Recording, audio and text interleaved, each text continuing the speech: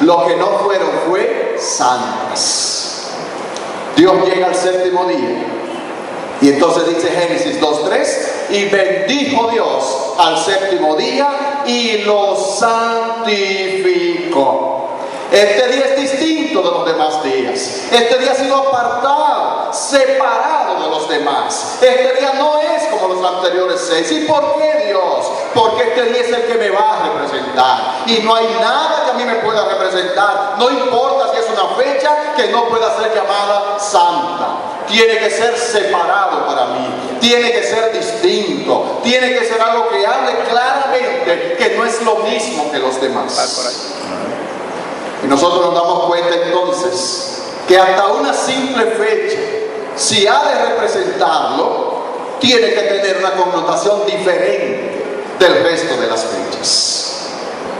La razón por la que Dios dice sed santos porque yo soy santo, ¿tú sabes cuál es? Es que si no somos santos, tú y yo no podemos relacionarnos con Dios. Él se rehúsa a relacionarse con algo que no sea santo. Su santidad misma no se lo permite. Cuando tú llegas a Ezequiel capítulo 44, te encuentras con dos grupos de sacerdotes, ambos sirviendo en el templo, pastores sirviendo en iglesias. Y Dios dice, aquellos que no le enseñaron a mi pueblo a separar la diferencia, a conocer la diferencia entre lo sagrado y lo profano, ellos estarán en el templo, ellos van a ofrecer el sacrificio, ellos van a atender a las puertas, ellos le van a ministrar al pueblo, pero a mis cosas sagradas no se acercarán, ni a mí me ministrarán. Primer grupo, sirviendo al pueblo. Y dice, pero este otro grupo, descendientes de Sadoc, que no profanaron sus vidas, ellos se acercarán a mis cosas santísimas y a mí me ministrarán. Gloria a Dios. El ministrar no es sinónimo de bendición. La gente piensa que porque ve un supuesto evangelista o predicador en la televisión blandiendo una Biblia en la mano, ese es un ministro de Dios. El diablo nunca es más satánico que cuando lleva una Biblia debajo del brazo. No se confunda, mi hermano. No se confunda, porque el ministrar no es sinónimo de bendición. Pero dice, el ministrar, como le dije, el primer grupo tuvo un permiso de Dios para ministrar. Pero dice, a mí no me van a ministrar. Porque a mí no me va a ministrar nadie que no ande en santidad. Al pueblo que le ministren. Y esos no tienen salvación. ¿Te acuerdas como Moisés, o cuando Moisés tiene su encuentro en el desierto? Para que veas si todo lo que tiene que ver con Dios tiene que ser llamado santo. Moisés viene caminando por el desierto, tierra, arena que ensucia los pies. Y de repente Moisés ve esta zarza ardiente y va corriendo a verla porque le llama la atención, porque la zarza no se consume. Y cuando se va acercando, Dios lo detiene y le dice, Moisés, detente, quítate las sandalias, porque el lugar que estás pisando, tierra santa es.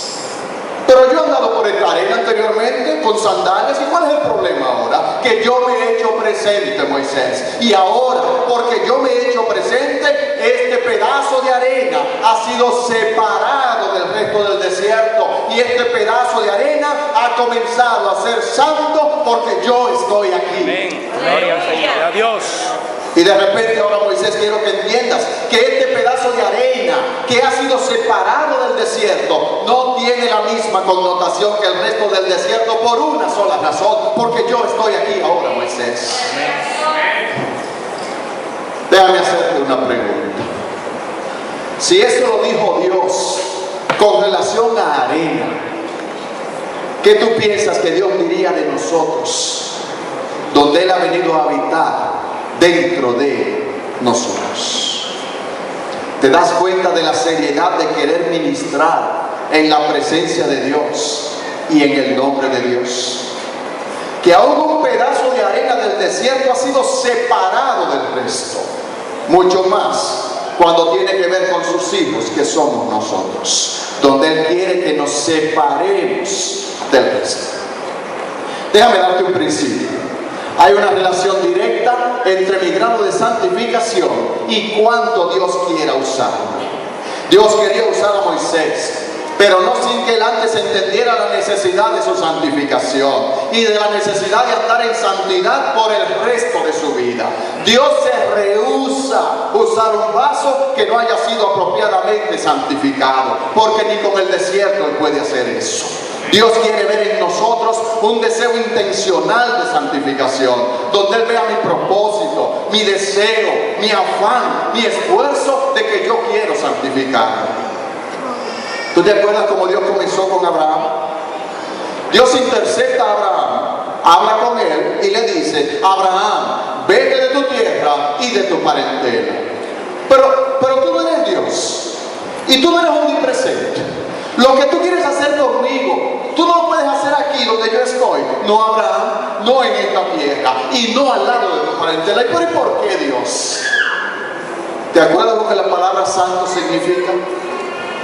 Separado. ¿Qué es lo que Dios está haciendo con Abraham? Lo está separando, porque Dios no ha usado nada ni nadie sin ser previamente separado. Y Dios está separando a Abraham. Vete de tu tierra, vete de tu parentela, vete de aquello que te puede contaminar. Abraham, tú tienes demasiado tiempo viviendo entre dioses paganos, en tierra pagana, con familiares paganos. Si te dejo aquí, vas a continuar siendo un pagano. La obra que yo quiero hacer contigo, Abraham, necesita ser hecha lejos de eso que te atrae, de eso que te llama, aquello por lo que tu carne está sedienta. Yo no puedo hacer mi trabajo en ti, Abraham, mientras tu carne está soñando con las cosas que complacen a la carne. Vete. Y Abraham se fue. Y en el camino de la obediencia, Dios se le aparece y comienza a hablar con Abraham y le llama el amigo de Dios. Yo te decía que Dios se rehúsa a usar cualquier persona, cosa o instrumento que no haya sido previamente separado y santificado. Y que la falta de uso en esa dirección, en la mayoría de los casos, implica primordialmente falta de santidad en mi vida. Mira cómo Pablo se lo dice a Timoteo en su segunda carta, 2:21. Así que, si alguno se limpia de estas cosas, será instrumento para honra, santificado, útil al Señor y dispuesto para toda buena obra. Voy a empezar por atrás para ver primero la parte de adelante. Útil al Señor, dispuesto para toda buena obra. Pero tiene que haber algo, un requisito antes que se dé esa utilidad. Así que si alguno se limpia, oye, o sea, si alguno, el que quiera, quien quiera, se limpia, aunque Dios es que va a hacer el trabajo de limpieza. Pero Pablo lo que está tratando de comunicarnos es que aquí hay algo que tiene que ver conmigo. Yo tengo una responsabilidad, yo tengo que limpiarme para entonces ser útil al Señor, dispuesto para toda buena obra. Segundo lugar, hay una relación directa entre mi grado de santificación y el conocimiento que tengo de la voluntad de Dios. Mira como Pablo dice en 1 Tesalonicenses 4:3, porque esta es la voluntad de Dios, vuestra santificación. Ya Dios no tiene que revelarme de manera particular el que yo debo o no ser santo. Este es un llamado general que tiene que ver con mi rol de hijo de Dios. Cada uno de nosotros tiene un rol y esos roles tienen llamados generales que aplican para todo el mundo. Yo no necesito descubrir el mío personal en esas áreas. Dios dice, esta es mi voluntad para ti, tu santificación. Mi hermano, si tú quieres conocer la voluntad de Dios para tu vida, tú necesitas hacer un esfuerzo extraordinario, intencional en tu santificación general. La que Dios quiere para cada uno de nosotros. Esa es su voluntad, el encontrarla y llevarla a cabo para que entonces Él pueda revelarte la particular para tu vida. En tercer lugar, hay una relación directa entre mi grado de santidad y el sentido de propósito con el que yo vivo. Si hay algo que nosotros sabemos hoy en día de personas cristianas y no cristianas, es que la lucha número uno, la dificultad número uno es la búsqueda de propósito de los individuos. ¿Para qué yo estoy en este mundo? ¿Qué yo hago aquí? La búsqueda de significado. Pero resulta que ahora estamos diciendo que hay una relación directa entre mi grado de santidad y el sentido de propósito con el que yo vivo. Si esta santificación no se da, este propósito que yo quiero encontrar, tampoco lo puedo encontrar. Y mira cómo tú lo ves de manera indirecta. En la primera carta de Pedro, capítulo 2, versículos 9 al 2. Mas vosotros sois, ¿qué? Linaje escogido, real sacerdocio, nación que santa. ¿Para qué? Y aquí es que viene el propósito. Primero me dejan saber que yo he sido separado como nación santa y luego me dicen cuál es mi propósito. ¿Cuál es ese? Para que anunciéis las virtudes de aquel que os llamó de las tinieblas a su luz admirable. Amados, vosotros que en otro tiempo no erais pueblo, pero que ahora sois pueblo de Dios, que en otro tiempo no habíais alcanzado misericordia, pero ahora habéis alcanzado misericordia. Amados, yo os ruego como extranjeros y peregrinos, que os abstengáis de los deseos carnales que batallan contra el alma, manteniendo vuestra buena manera de vivir entre los gentiles, para que en lo que murmuran de vosotros como de malhechores, glorifiquen a Dios en el día de la visitación, al considerar vuestras buenas obras. ¿Tú entendiste todo lo que está aquí? Todo lo que Pedro ha empaquetado en estos 4 versículos. Es decir, Dios te llamó, te separó como un grupo de personas y te llamó nación santa.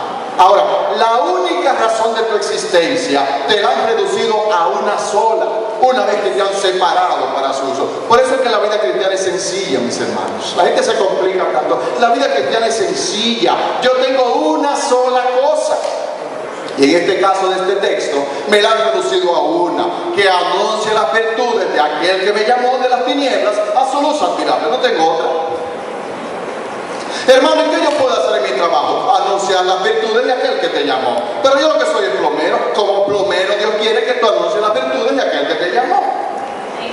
Pero tú recuerdas cuál fue la virtud número 1 que yo mencioné al principio, que eclipsa todas las demás virtudes de Dios: su santidad.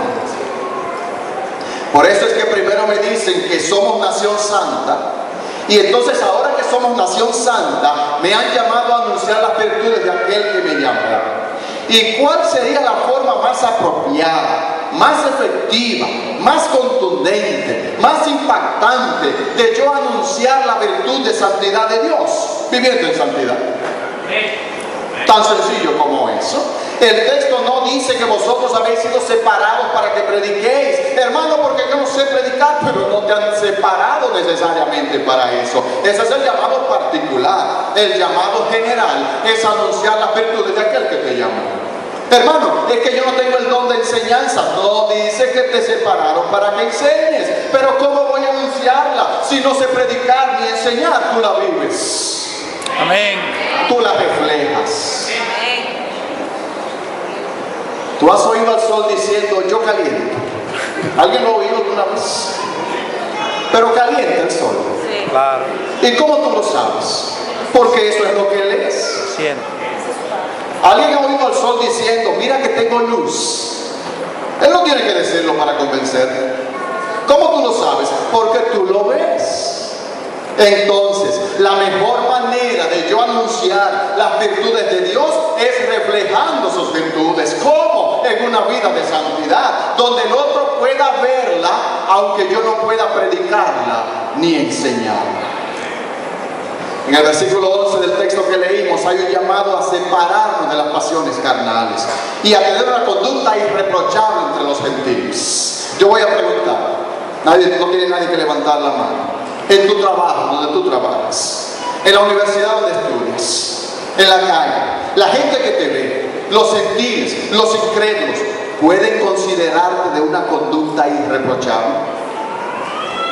¿O nosotros somos de los que decimos en el trabajo: ay no, a mí no me están pagando para eso, ni tanto huele esa flor?